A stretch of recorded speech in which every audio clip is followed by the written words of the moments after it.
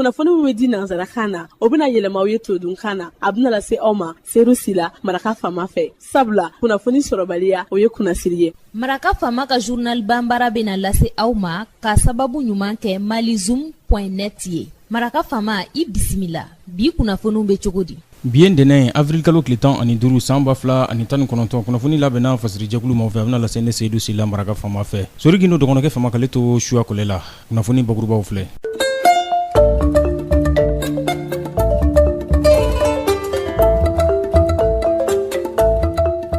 Ministre ɲɛma Sumailu Bube Mayiga jamana ɲɛma ale tɔgɔla Ibrahim Boubacar Keita alamisadonya tɛmɛlen a ye bisimilali kɛ Centre international de conférence de Bamako la a bɛ forum ko fɔ n'o ye ɲɔgɔnnajɛrɛ belebeleba ye kɔɔri ale sɛnɛli lahalayaw kan.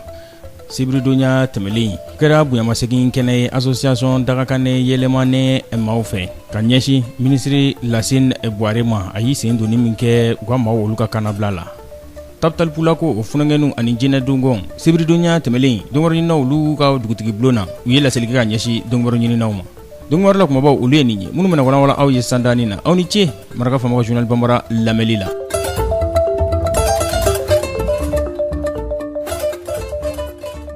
An bɔra k'o de fɔ sisan ministre ɲɛma Sumailu Bube Mayiga jamana ɲɛma Ibrahim Boubacar Keita o tɔgɔ la alamisadonya tɛmɛlen Centre international de conférence de Bamako la a ye ɲɛminɛ baara kɛ n'o ye forum sur la production de coton n'o de ye ɲɔgɔnnajɛrɛ kɛnɛ belebele kɔɔri sɛnɛ lahalayaw olu kan. Ni ɲɔgɔnnajɛrɛ in labɛnna Confédération des sociétés coopératives de producteurs de coton maaw de fɛ CSCPC Bakari Togola n'a ɲɛminɛ bɛ ale bolo. Bakari Togola a ko laɲini ye min ye o de ye san 2019 ka taa bila san 2020 o sɛnɛbolo la fɛn min ka dɔn ka fɔ kɔɔri ale tɔni miliyɔn 1 o bɛ se ka sɛnɛ cogo min na i n'a fɔ jamana ɲɛma o y'a laɲini cogo min na. Premier ministre gouvernement u k'u bɛna fɛn bɛɛ lajɛlen kɛ yaasa kɔɔri sɛnɛ a taabolo ɲuman bɛ se ka sɔrɔ cogo min na san 2019 ka taa bila san 2020 na ani a sɔngɔ ka se ka bɛrɛ bɛn i n'a fɔ laɲini ye min ye 55 a kilo. Mali kɔnɔ maa miliyɔn 4 olu de bɛ u dayirimɛ sama ka bɔ kɔɔri o sɛnɛli o hukumu kɔnɔna na. O de hukumu kɔnɔna na san tɛmɛlen tɔni 140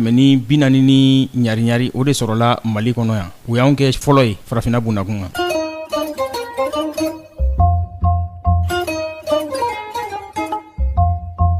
A sen doni jamanaw ka basigi ɲinini na kɛrɛnkɛrɛnnenya la Mopti o fanfɛla na Taptal Pulako funangɛnu jinɛ dogon funangɛnu olu de farala ɲɔgɔn na sibridonya tɛmɛlen u se k'u jɔyɔrɔ fa cogo min na k'o lahalayaw k'o ɲɛfɔ fara ɲɔgɔn kan o jidili la an ka jamana kɔnɔna na. Nin funangɛni filaw Taptal Pulako ani jinɛ dogon u ko jamana k'i jɔ a jɔyɔrɔ la yaasa fɛn min ka dɔn ka fɔ maa fila minnu n'olu sen bɛ ɲɔgɔn ma basigi bɛ se ka don ni ɲɔgɔn cɛ cogo min na fura ka sɔrɔ gɛlɛya in na kɛrɛnkɛrɛnnenya la Koro Douanzan Bankas ani Banjangara o mara la Dramani Yaluku ye ale ka kumakan ye nin ye jinɛ dogon o tɔgɔ la. U ko gɛlɛya mun kɛra nin yɔrɔ kofɔlen ninnu na a kɛra sababu ye maa ba 60 Banyango olu ka boli ka bɔ u sigiyɔrɔw la ekɔliso 500 olu ka datugu bagan ba 10 sigiyɔrɔma caman olu ka tunu maa miliyɔn 3 kungojugu baba ka gulo olu kunna. Taptal Pulako funangɛnu ka ɲɛma n'o ye Mikaelu Bari ye ani jinɛ dogon funangɛnu ka ɲɛma n'o ye Dramani Yaluku ye u ko jamana ka fɛn bɛɛ lajɛlen kɛ yaasa an bɛ basigi min dɔn an ka jamana kɔrɔ kabini lawale o basigi o bɛ se ka segin ka na cogo min na ko bɛɛ lajɛlen k'i ka fɔta n'i ka bilata dɔn bɔlɔlɔ tɛmɛsiraw fɛ kɛrɛnkɛrɛnnenya la foroba barokɛyɔrɔ n'o ye Facebook n'a a ɲɔgɔnnaw ye.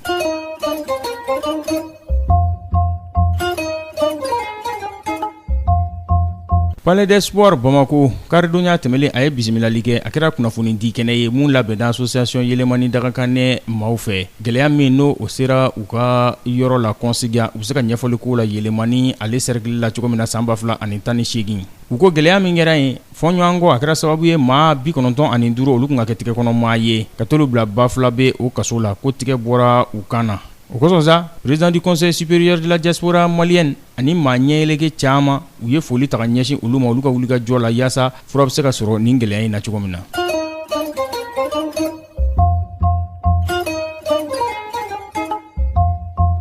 farifoni min kɛra Umar El Bashir ale nɔ kan Sudankaw fɛ n'o kɛra sababu ye k'a ka fanga daraki wolomasiri taabaw fɛ u ko ko gouvernement ka sigi ko gouvernement ko a fanba ka kɛ civiliw de jamanaden kana bilalenw u y'o fɔ sibiridonya tɛmɛlen Alliance pour la liberté et le changement o de ye jɛkuluba ye mun ye welewele bila mɔgɔw ma ka bɔ ka kule ci yaasa a ka fanga bɛ dafiri cogo min na olu de y'o kumakan in fɔ k'u ka fanga tɛna se ka to surasiw bolo nin bɛ dan sigi bi la Selu Lamini labɛn fɛsɛri jɛkulu ma fɛ ka lasa balimakɛ Seydou Sila maraka fama fɛ Sorigi n'o dɔgɔnɔkɛ fama k'ale to suya kɔlɛ la ni Ala ma ka jɔn sini an na ɲɔgɔn sɔrɔ kunnafoni kuraw k'o lase aw ma yan'o cɛ sa n'a b'a fɛ ka segin ka maraka fama ka journal Bamara lamɛn a bɛ taa malizoom.net ale sanfɛ www.malizoom.net maraka fama ka journal Bamara ka kunnafoni catara a ka laselibaw an n'a bɛɛ lajɛlen ye aw ni ce a k'an bɛn sini ni Ala sɔnna ma. Maraka fama ka bi journal Bambara lasera aw ma k'a sababu ɲuman kɛ malizoom.net ye.